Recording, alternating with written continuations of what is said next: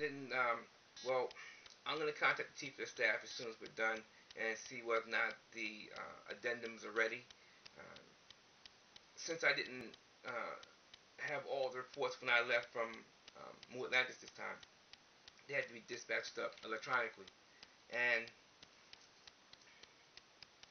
the chief of staff is going to take them, compare them with what was coming in over the last 90 Earth days in terms of the various reports, regional activity reports and the departmental reports, and make sure everything adds up and lines up. And once we have that certified, I'll be able to make a transparent, full disclosure as to where things are on the ground in the Mu-Atlantis area, and I can give you an up-to-date situation of what's happened with Fatima as well as a result. Um, well, in fairness, I did leave a day before I was scheduled to pull anchor, and I weighed anchor and commenced making way out of here. Making way out of there to get here. Not only did I leave a day earlier than scheduled, I actually left far earlier than I normally leave when I do make way out of there. And so I think they thought they had time to basically print out everything, download everything, and crunch what they had not crunched yet. I already saw everything I needed to see when I was down there, but again, to bring particular material with me, it wasn't ready at the time that I showed up to make way. So, what I will say though, the the ambassador in charge on the ground, regional ambassador Minib in Hotep Bay, um, he's doing the best he can with what he has. He wants to do more operations there than I'm prepared to allow him to do, because again of the manpower issue we have on the ground in terms of who's got what training. And I know as much as he wants to have the solar power and the hydroponics on the ground, you can have it all day long, but if you don't have any staff on the ground, the equipment will just be collecting dust, and I'm not going to do that. So I told him he has to work it out. Him and the missions guys sort it out, and until we have enough staff on the ground, the best he can do is chomp at the bit for now.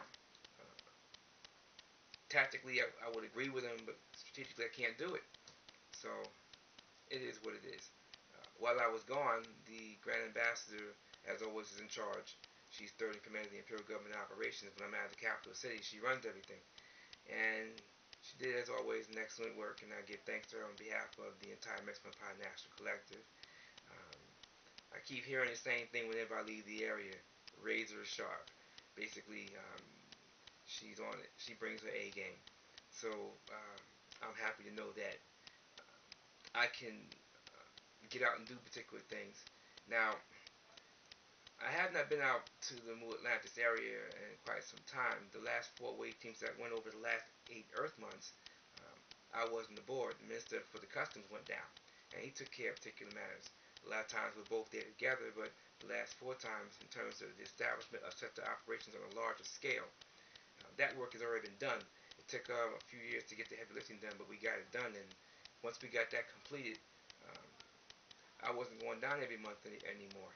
Uh, so it's been eight Earth months, and a lot of things have changed. Some of the young ones on the ground are getting tall. They're getting big. And Captain Mark Willis is doing excellent work there. Uh, I'm very grateful, though, to see the efforts of our folks on the ground.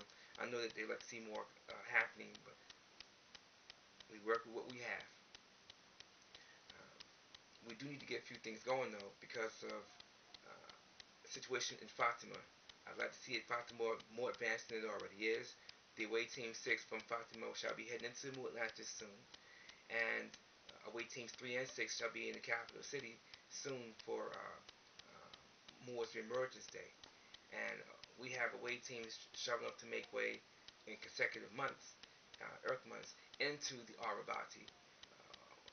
At least one coming from Port Hannah City. And we have the way Team 4 shall be making way back into the Atlantis to continue their training. And that's very important because of what's happening on the ground in New Toledo. we'll be able to get a few things done and have someone competent to train the folks on the ground in New Toledo. The the command authority on the ground in the Ta-Memphis can do that now. I just want to have them further enhanced in particular things. And as they get there, it just makes it easier for us to train our folks more appropriately once we go operational in full in the New Toledo area, which is key because Canaan Flats, Al-Fatiha, and Dendera could come into fruition far easier at that point. Ta-Memphis would be the command area where the folks from Al-Fatiha will have to report for training, and the folks, obviously, from New Toledo shall be reporting unto Ta-Memphis for training. So that connection between Mu-Atlantis and Ta-Memphis is key in terms of making sure our folks get appropriately trained. But again, the beautiful thing about going operational in New Toledo is as far away as Dendera will be within our sphere of influence to be able to provide folks with a viable option if they so choose it.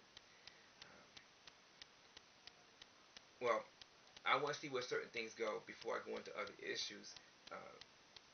Going back to Mu-Atlantis, because the ambassador in charge would like to see us split the volunteer time for some of the folks where they would be doing 16 hours in one department and 16 hours in another, which is basically a way of saying, could you please just let us have the solar power and the hydroponics now.